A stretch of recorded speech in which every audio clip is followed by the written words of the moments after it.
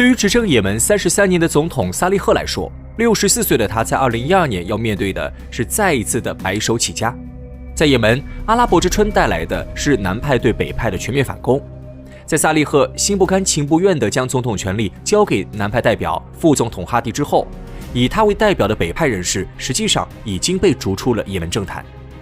然而，老谋深算的萨利赫并不会让故事就这样戛然而止。在离开首都萨那之后，他第一时间找到了被自己打压多年的胡塞武装，以一个宰德派信徒的身份，动之以情，晓之以理，说服胡塞武装同自己结成同盟，南下进攻哈迪政府，以求再次稳定也门。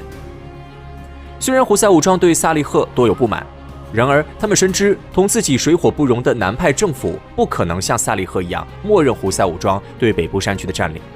并且此时同萨利赫联手也是胡塞武装千载难逢的南下机会。于是两方各怀鬼胎的势力最终决定建立一个短暂且脆弱的联盟。萨利赫与胡塞武装勾勾搭搭的消息，对于此时的也门当权者哈迪而言，无异于雪上加霜。虽然从结果上来看，也门在经历了阿拉伯之春以后，哈迪所代表的南方正统派成为了整场事件的最大影响。然而他们虽然即将得到心心念念30多年的也门总统宝座，但要面对的却是前所未有的乱局。在萨利赫执政的时代，也门的政治格局相对简单，前北也门总统萨利赫一家独大，而他在政府内部的对手是哈迪为代表的南派，在政府外部的对手则是活跃在北部山区的胡塞武装。然而萨利赫出逃之后，那些潜藏在阴影中的势力纷纷粉墨登场。2011年11月23号，跑路沙特的萨利赫在走投无路之时，承诺将所有权力移交给副总统哈迪，直到3个月后大选重开，哈迪在此时获得了至少3个月的也门最高权力。对于南派而言，在也门于1990年统一之后，他们已经过了30多年寄人篱下的日子，因此对于即将到来的大选，哈迪只许成功，不许失败。但是这实际上是一个不切实际的幻想。也门之所以北强南弱，根源在于南也门的人口只有北也门的一半。即使赶走了萨利赫，北也门照样可以用人口数量上的优势，重新选一个北派代表人，夺回政府。因此，南派在获得权力后迅速分裂，以哈迪为代表的一派认为他们应使用一切手段获得即将到来的大选的胜利，而另一派则认为南也门应该抓住机会再次独立，同贫穷混乱的北也门光速切割。然而大选近在咫尺，火烧眉毛的哈迪已经管不了那么多了。在他的操作下，新一轮也门大选于2012年2月21号开始。最终，一个意料之外却情理之中的投票结果引爆了也门的新一轮冲突。在大选前，哈迪知道以1人1票的投票方式，自己不仅有机会输掉大选，同时也无法保证南派在新政府中的绝对话语权。于是他将重点全部放在了控制政府内部上。他先获得了以反对萨利赫为生的党派也门最大反对党政党联席会议的支持，又以新政府话语权为价码，招揽曾处于萨利赫的执政党全国人民大会。在获得了2个主要党派的支持之后，哈迪又暗中指使南派人士也门总理巴桑杜发声，宣布哈迪将成为本轮也门大选的唯一候选人。于是哈迪最终在没有任何竞争者的情况下，以100%的得票率成功当选也门总统。然而没有任何反对派尊重这种走过场式的选举，已经联合了萨利赫的胡塞武装认定，想赶走哈迪，除了武装叛乱之外，已经没有任何方法。对于哈迪而言，此时必须要有一支强有力的军队，才能压制这些摩拳擦掌的反对者。但最致命的问题就在于，军队正是哈迪政府的死穴。1994年也门统一之后，也门的军队以北也门军队为骨架，同时吸收了大量前南也门的军事人员。而在也门军队当中，最为精锐的也门共和国卫队就完全由前北也门总统萨利赫的亲信构成。对于萨利赫而言，只要握紧了共和国卫队，就能保证自己的身家性命。但另一方面，也门共和国卫队某种意义上也成了萨利赫本人的私兵。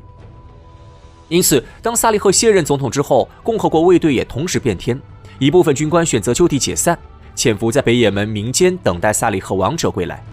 而另一部分人则选择不卸任，潜伏在军队当中，等待萨利赫归来之时以作内应。哈迪对共和国卫队的心怀鬼胎一清二楚，他试图以调整编制、更换指挥官等方式改组共和国卫队。然而除了闹出几场不大不小的混乱之外，哈迪的一系列行动收效甚微。但与此同时，胡塞武装快速接受了大量伊朗援助，以肉眼可见的速度提升战斗力。对哈迪失望透顶的南部独立派也开始组建名为安全带的独立武装，准备用军事手段在南也门独立建国。2014年9月，胡塞武装公开了同前总统萨利赫的联盟，并宣布起兵南下，矛头直指哈迪政府。也门内战自此全面爆发。同忙碌了几年也没搞出来自己军队的哈迪相比，胡塞武装内有萨利赫带路，外有伊朗支持。战端重启之后，他们的进度极其顺利。短短5个月，胡塞武装就出人意料地拿下了包括首都在内的北也门核心区域，并赶走了哈迪。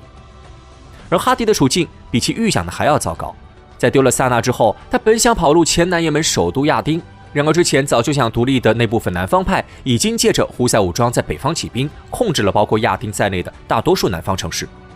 胡塞武装的势如破竹，不仅震惊了南也门人，也吓坏了海湾阿拉伯的老爷们儿。逊尼派老大很清楚，胡塞武装的后台是同自己不对付的伊朗。如果胡塞拿下了整个也门，那么也门与伊朗南北夹击，沙特的好日子搞不好就要到头了。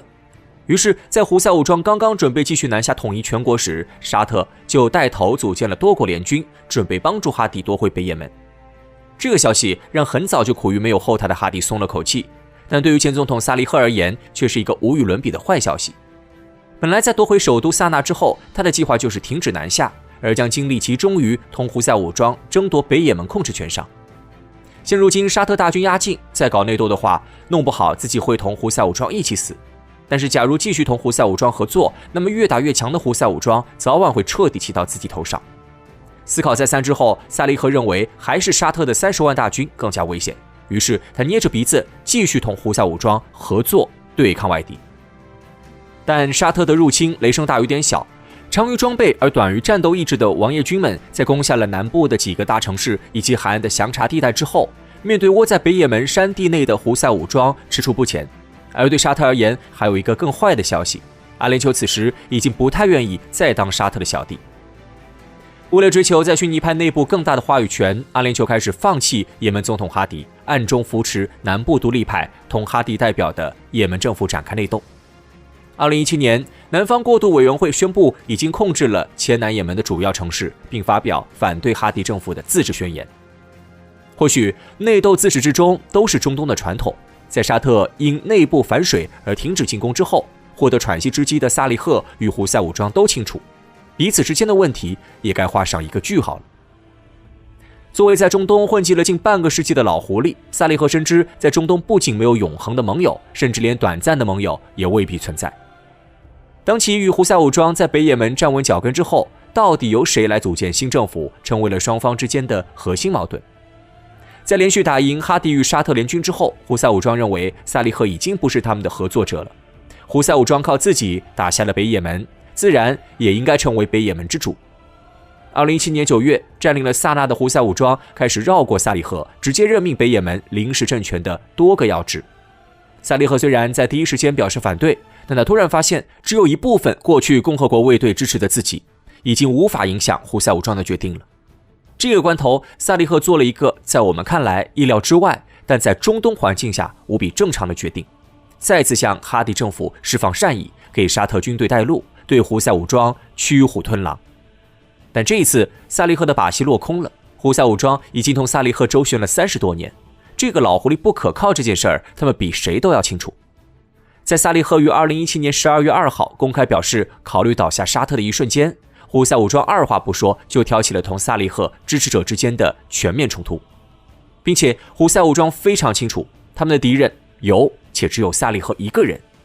2天之后，潜伏在萨利赫宅邸附近的胡塞武装部队当场击毙了这位纵横也门近半个世纪的一代枭雄。也门的故事并没有因萨利赫的死而画上句号。萨利赫死后，胡塞武装迅速扫清了萨利赫最后的支持者，从事实上统一了北也门。